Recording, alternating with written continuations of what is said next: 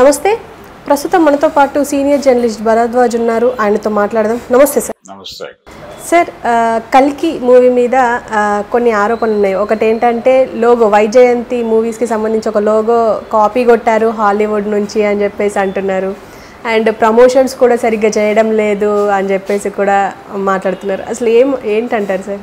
అంటే లోగోకి సంబంధించి ఒక కలర్ కాంబినేషన్ వేరే వాళ్ళు ఒక హాలీవుడ్ ప్రొడక్షన్ హౌస్ చేసినటువంటి ఒక లోగో, అతన్ని వేసినటువంటి డిజైన్ తాలూకా కలర్ కాంబినేషన్స్ ఇవన్నీ ఇక్కడ కూడా వాడారు. అలాగే కొన్ని ఈ వైజయంతి మూవీస్ లోగో వచ్చి పాత లోగోనే, అది ఎన్టీ రామారావు గారు కృష్ణుడు గెటప్లో ఆయన శంఖం ఊత్తూ ఉంటాడు, అది మొదటి నుంచి వాళ్ళ కంపెనీ లోగో అదే. అయితే దానికి చిన్న నేపథ్యం మార్చారు ఈ సినిమా కోసం. ఆ మార్చిన నేపథ్యంలో వాళ్ళు వాడిన కలర్ కాంబినేషన్స్, అలాగే వాళ్ళు వాడినటువంటి కొన్ని స్కెచెస్ వేశారు వెనకాల, అవి దాన్ని పోలి ఉన్నమాట వాస్తవమే. అంటే ఈ లోగో డిజైన్ అనేది ఎవరికో అప్పచెప్తారు వీళ్ళు కంపెనీకి, వాళ్ళు ఎవరైనా దాన్ని ఇన్స్పిరేషన్తో చేస్తున్నా చేసి ఉండొచ్చు.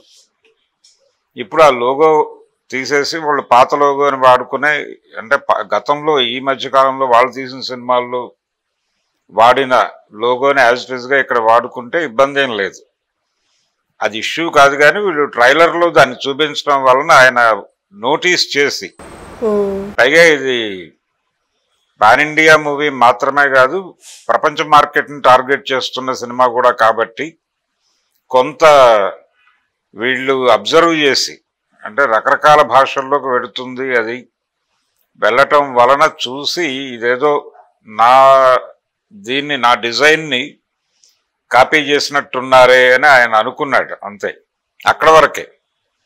అది తీసేయడానికి పెద్ద ఇబ్బంది ఏం కాదు, అది కాపీ ఏం కాదు. కాపీ అంటే వీళ్ళ స్థాయిలో జరగలేదు, వైజయంతి మూవీస్ సిబ్బందిలో జరిగి ఉండదు. కానీ ఆ లోగో డిజైన్ ఎవరికైతే అప్పచెప్పారో వాళ్ళు దాని నుంచి ప్రేరణ పొంది ఉండొచ్చు, ఆ తరహా దాన్ని వాడదాము అనుకుని ఉండొచ్చు. జనరల్గా ఇప్పుడు జరిగేది ఏంటంటే చాలా లోగోలు, ఇతర పనులు వీళ్ళు ఎవరికో ఒకరికి అప్పచెప్తారు ఒక కంపెనీకి.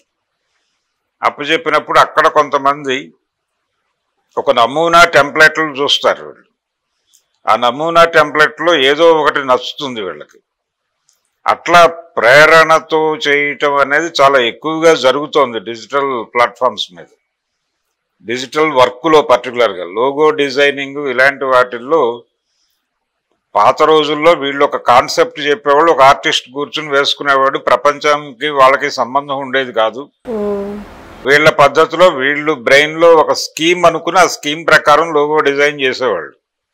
ఇప్పుడు ఆ పరిస్థితి పోయింది, రకరకాల ఇవి చూసే అవకాశం ఇంటర్నెట్లో అవైలబుల్గా వచ్చింది కాబట్టి వీళ్ళు ప్రపంచంలో జరుగుతున్నటువంటి రకరకాల డిజైన్స్ గమనించి వాటి ఇన్స్పిరేషన్తో వాటికి దగ్గరగా ఉండేలాగా, ఆ ఛాయల్లో ఉండేలాగా ఏదో ఒకటి చేసి పంపించేస్తున్నారు. వేగం పెరిగింది, రిఫరెన్సెస్ పెరిగాయి. ఈ రిఫరెన్సెస్ పెరగటము, వేగం పెరగటము, దాని తాలూకా ఎఫెక్టే ఇప్పుడు వైజయంతి లోగో. అయితే వైజయంతి లోగోలో ఎన్టీ రామారావు గారు ఉండటానికి కారణం ఆయనే పేరు పెట్టాడు దానికి. ఎన్టీ రామారావు గారే పేరు పెట్టాడు, ఆ బ్యానర్ పేరు వైజయంతి మూవీస్ అనేది ఆయన నామకరణం చేశాడు. కారణం ఏంటంటే ఈయన ఎన్టీఆర్ అభిమాని అశ్విని దత్తు, చాలా యంగ్ బాయ్, అప్పటికి డిగ్రీ కంప్లీట్ అయిన కొత్త. ఆయన వెళ్ళి మీతో సినిమా చేయాలనుకుంటున్నాను అని అడిగాడు. అడిగితే ఆయన ఏం చెప్పాడంటే, సినిమా అనేది అంత ఈజీ వ్యవహారం కాదు, ప్రతి సినిమా ఆడుతుందని గ్యారంటీ కూడా ఉండదు, నువ్వు ఖర్చు పెట్టి తీస్తావు. ఇప్పుడు నాతో సినిమా అంటే ఖర్చు పెట్టాల్సి వస్తుంది, పెడతావు, పెట్టిన తర్వాత అది గ్యారంటీగా వెనక్కి డబ్బులు వస్తాయనేది ఉండదు, ఆడొచ్చు ఆడకపోనువచ్చు. కాబట్టి ఈ ఏజ్లో ఈ రేంజ్ రిస్క్ నీకు అవసరమా, వెళ్ళిపో అని చెప్పాడు ఆయన. అలా కాదు అని ఈయన వెంటపడ్డాడు. ఈయన వెంటపడడం చూసి లాభం లేదని ఒకరోజు, నేను డేట్స్ ఇస్తాను నీకు, ఏ పేరుతో రాసుకోవాలి, నీ బ్యానర్ పేరు ఏమిటి అని అడిగాడు ఆయన. అడిగితే అది కూడా మీరే పెట్టండి, నాకు సంబంధం లేదు అన్నాడు ఆయన, అశ్విని దత్.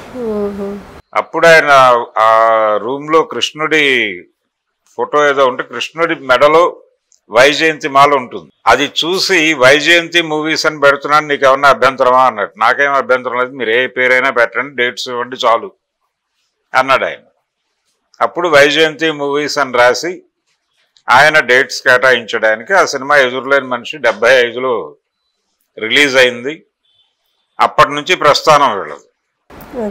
అంటే నిజానికి అంతకు ముందే ఒక సినిమా చేస్తున్నాడు ఆయన, భాగస్వామ్యం కూడా కాదు, ఆయనవే మేజర్ డబ్బులు వేరే వాళ్ళ పర్యవేక్షణలో చేశాడు.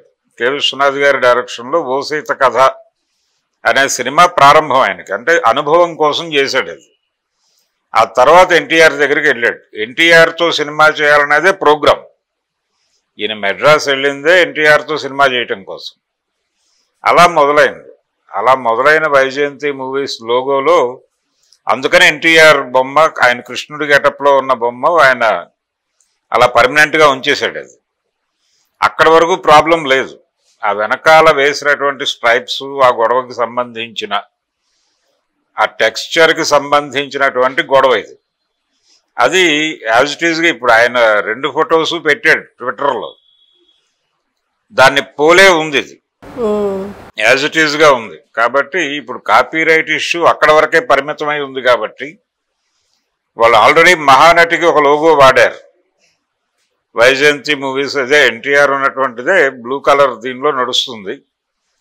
దాన్ని యాజ్ ఇట్ ఈజ్గా వాడేసుకుని తీసేయచ్చు, లేకపోతే ఇప్పటికీ వాళ్ళకి మార్చుకునే అవకాశం ఉంది, మార్చచ్చు, టైం చాలా ఉంది. అంటే ఈరోజు పరిస్థితి ఏంటంటే ఏదైనా రాత్రికి రాత్రి అనుకుని మార్చగలిగేటువంటి పరిస్థితి ఉంది. కాబట్టి డెఫినెట్గా చేంజెస్ ఏవో చేస్తారు వాళ్ళు. సబ్జెక్టుకు సంబంధించి కూడా రకరకాల ఇష్యూస్ ఉన్నాయి దానిలో. అంటే కొన్ని ఇంగ్లీష్ సినిమాల తాలూకా, లేకపోతే రకరకాల మార్వెల్ హీరోలకు సంబంధించిన సినిమాలకు సంబంధించిన కొన్ని నమూనాలు కనిపిస్తున్నాయి దీనిలో అనేది అది వేరు. అది సబ్జెక్టుకు సంబంధించి ఇన్స్పిరేషన్స్ ఉంటాయి. చాలా మంది చాలా సినిమాలు చూసి ఇన్స్పైర్ అయ్యి ఒక కథ తయారు చేసుకుంటారు. అది విజయేంద్ర ప్రసాద్ గారి దగ్గర చాలా ఎక్కువ కనిపిస్తుంది ఆ ధోరణి. ఆయన ఒక ఫాజిల్ సినిమా చూసి దాన్ని, అలాగే సౌదా అనేటువంటి ఒక రైటర్ రాసినటువంటి ఒక పుస్తకం, అది చదివి కొంత ఇన్స్పైర్ అయ్యి వాటి కలయికతో తన మేధని కలేసి ఒక స్క్రిప్ట్ తయారు చేసి బజరంగి భాయిజాన్ అన్నాడు ఆయన. ఆ సినిమా రిలీజ్ అయిన తర్వాత చాలా మంది ఐడెంటిఫై చేశారు, దీనిలో ఇది ఉంది, ఈ నవల నుంచి ఈ పార్ట్ తీసుకున్నారు, అలాగే ఈ సినిమా నుంచి ఇది తీసుకున్నారని గొడవ జరిగింది. ఆయన ఏదో సమాధానం చెప్పుకున్నాడు. ఇలాంటివి క్రియేటివ్ సైడ్ జరిగేటువంటి ఇన్స్పిరేషన్స్ అదే యాజ్ ఇట్ ఈజ్గా డిజైనింగ్లో కూడా వస్తుంది. డిజైనింగ్లో కూడా ప్రస్తుతం గబగబా ఒక 7-8 మోడల్స్ చూపించేస్తారు వీళ్ళు. అందులో ఒకటి వాళ్ళు చూస్ చేసుకుంటారు, ఇది బాగుందని, దాంతో వెళ్ళిపోతారు. తీరా అది ఇలాంటి ఇష్యూస్ జరిగినప్పుడు వాడిని పిలిచి అడుగుతారు ఆ కుర్రాడిని, ఏంటా ఇది ఎక్కడి నుంచి తీసావు నువ్వు అంటే అతను మాతృక ఏదో చెప్తాడు. ఇది ఇష్యూగా మారితే అబ్జర్వేషన్, లేకపోతే ఎవరు పట్టించుకోడు. కానీ డెఫినెట్గా మార్చుకునే ఛాన్స్ ఉంది, మార్చుకుంటారు. సబ్జెక్టుకు సంబంధించిన ఇన్స్పిరేషన్లు ఇవన్నీ కూడా రేపు సినిమా రిలీజ్ అయిన తర్వాత చర్చకు వస్తాయి. ఇది ప్రాథమికంగా ఇప్పుడు సినిమా రిలీజ్ అవబోతోంది, దానికి బజ్ లేదు అనేటువంటి ఒక అభిప్రాయంతో చాలా మంది ఉన్నారు. బజ్ వాళ్ళు వాంటెడ్గానే క్రియేట్ చేయట్లేదు. సినిమా మీద హై ఎక్స్పెక్టేషన్స్ ఇచ్చేలాగా లీడ్స్ ఇవ్వటం ఇబ్బందికరం అనేది అశ్విని దత్ గారి అభిప్రాయం. అతిగా సినిమాని ప్రమోట్ చేయటం వలన ఇబ్బందులు ఉంటాయి. సినిమా ఏ రేంజ్లో వాళ్ళు, అంటే ఇప్పుడు ప్రస్తుతానికి దానికి ఉన్నటువంటి హైప్కి ఆడియన్స్ మూడ్ సెట్ అయి ఉంది.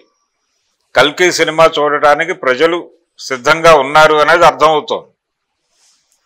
బజ్ లేదు అనే చర్చ విపరీతంగా జరుగుతోందంటేనే దానికి బజ్ ఉన్నట్టు లెక్క. దానికి తోడు ఇలాంటివన్నీ యాడ్ అయితే నిజానికి ఇదేమీ ఇబ్బందికరమని వాళ్ళు అనుకోరు. కానీ దీనివల్ల ఒక డిస్కషన్ జరుగుతుంది. ఏదో లోగో కాపీ కొట్టారు, ఇంకా కంటెంట్లో ఎన్ని కాపీలు ఉన్నాయి, ఇవన్నీ మాట్లాడుకుంటారు. కాబట్టి ఈ డిస్కషన్ కావాలి. సినిమా మీద ఏదో చర్చ జరగాలి రోజు. ఆ చర్చ జరుగుతోంది ఆల్రెడీ. నిన్న అమితాబ్ బచ్చన్ గారు అశ్విని దత్ గారి పాదాభివందనం చేయటం అనే ఇష్యూ మీద చాలా చర్చ జరిగింది. ఇలా ఏదో ఒక టాపిక్ మీద రోజు ఒక డిస్కసివ్ పాయింట్ గా సినిమా మారుతోంది. ఈ సినిమా చూసి బయటకు వచ్చిన ప్రేక్షకుడు ఏం మాట్లాడతాడో అదే క్రైటీరియా. దాని ప్రాతిపదిక మీదే సినిమా భవిష్యత్తు ఆధారపడి ఉంటుంది. అందుకని అనవసరమైనటువంటి హైప్స్ లేకపోతే హై ఎక్స్పెక్టేషన్స్కి వెళ్ళటం కోసం లీడ్లు అలాంటివి ఇచ్చే ప్రయత్నం చేయటం వలన ఇబ్బందులు ఎదుర్కొంటాం. కోరి ఇబ్బందులు ఎదుర్కోవడం సరైన పద్ధతి కాదు, మార్కెటింగ్ స్ట్రాటజీ కాదు అనేది. ఇలాంటి సినిమాలు డిజైన్ చేసినప్పుడు డెఫినెట్గా వీళ్ళు మార్కెటింగ్ పీపుల్తో కూడా కూర్చుంటారు. మార్కెటింగ్ పీపుల్తో కూర్చుంటారు. చాలా దీని వెనకాల చాలా కసరత్తు జరుగుతుంది. గతంలో లేదు ఇదంతా. ఇప్పుడు స్ట్రాటజిస్టులు కూడా తయారయ్యారు. ఫిలిం ప్రమోషన్కి సంబంధించిన స్ట్రాటజిస్టులు. ఇప్పుడు పొలిటికల్ పార్టీలకు ఎలాగైతే వ్యూహకర్తలు ఉన్నారో సినిమా ప్రమోషన్కి కూడా వ్యూహకర్తలు వచ్చేసారు ఇప్పుడు. సో వీళ్ళందరి సలహా సంప్రదింపుల మేరకే ఈ సినిమా ప్రమోషన్ నడుస్తుంది. ఎవరూ ఆందోళన పడాల్సిన అవసరం లేదు. అది ప్రాపర్ దిశగానే నడుస్తుంది. Okay okay sir, thank you. Thank you.